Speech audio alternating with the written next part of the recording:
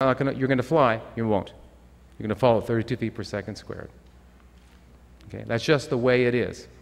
Now, all the energy, now remember, we're talking about energy exchange. When someone gets old and finally dies, what happens? If they run out of energy. Now, all the energy on this planet comes from the sun. It's captured by plants, and as you know, all transfers of energy, you lose 90% and you remain 10%. So the plants capture and keep 10% of that energy, that solar energy. They grow up 300 feet tall. They live 2,000 years. That's pretty impressive. Okay, the next longest lived and most powerful creatures on the planet are the ones that eat the plants. Elephants, rhinos, hippos. Do you think the king of beasts, the lion, attacks a healthy rhino? No.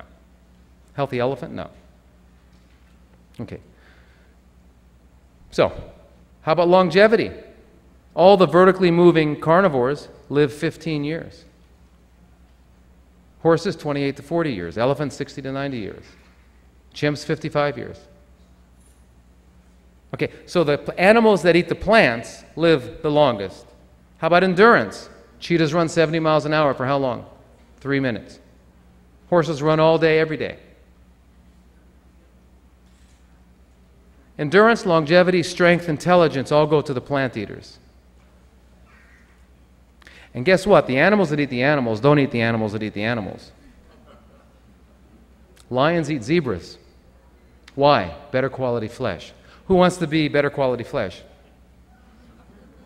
All right? So, it's actually real simple. And guess what? We are the only organism on the planet that thermally degenerates our food before ingesting it. Okay, nature made tomatoes, not tomato sauce. Apples, not applesauce. In fact, apples were baked to perfection by the sun. Okay? So if you understand that very simple thing, that by living in this urban, artificial environment, which only leads to, look, go to the mall, go to any street in America and look around, what do you see? All you see is sickness. Okay? It's because of this artificiality. Our only connection, if you're going to continue to live in this artificial environment, is to eat the food the way nature designed it. If you take a potato, and you know those potato clocks, you put in two, it's got two prongs, it works. The potato has life. You bake that potato, it doesn't work. It's dead. Now, if we're eating for energy exchange, how much energy can you get from a corpse? Not a lot unless you are a maggot. Is that what the Marines meant, what they called each other maggots? Anyway, the point is that, and I've got 1 minute left, so, okay. The point is that to maintain health and vigor, we have to eat according to our natures.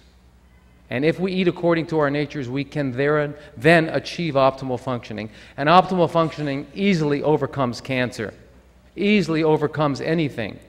You know, the average 60-year-old adult has had cancer 5-6 times in their life that they have overcome. Okay, they didn't know it. Okay. So cancer is not a big deal. Diabetes is just an eating disorder. Diabetes type 2, I mean, is an eating disorder. How do I know? Because I've had people who were scheduled for amputation on insulin have normal blood sugars within a week.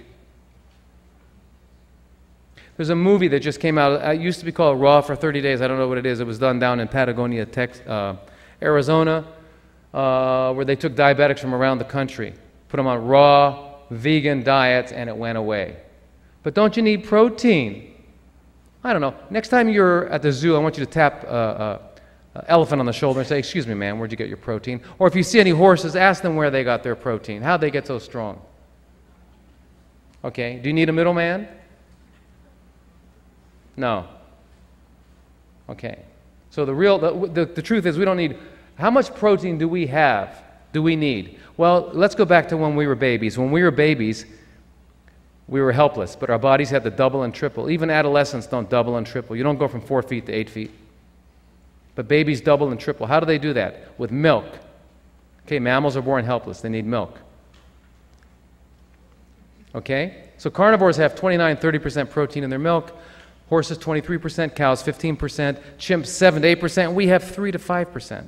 So at the time in our lives when our protein needs are maximum, nature says we need 3 to 5% of our calories to be protein. Broccoli is 35% protein. Asparagus 32% protein. Dead cows are only 26% protein. Potatoes are 8% protein. How many doctors have ever admitted anybody with a disease called Kwashiorkor's disease or marasmus in this country? Those are diseases of protein malnourishment. You cannot get it in this country unless you're eating only Twinkies. But no, that happens. So perhaps maybe even Twinkies you can't do it. The point is we are either the most highly evolved or the pinnacle of creation. We don't need a lot of amino acids. Anyway, now my time is up, isn't it? Okay. So anyway, I could go on because the beauty is you know all this stuff. And I just want you to realize that the cure comes from within. It never comes from without. You cannot buy a cure, but you can earn your health. Thank you.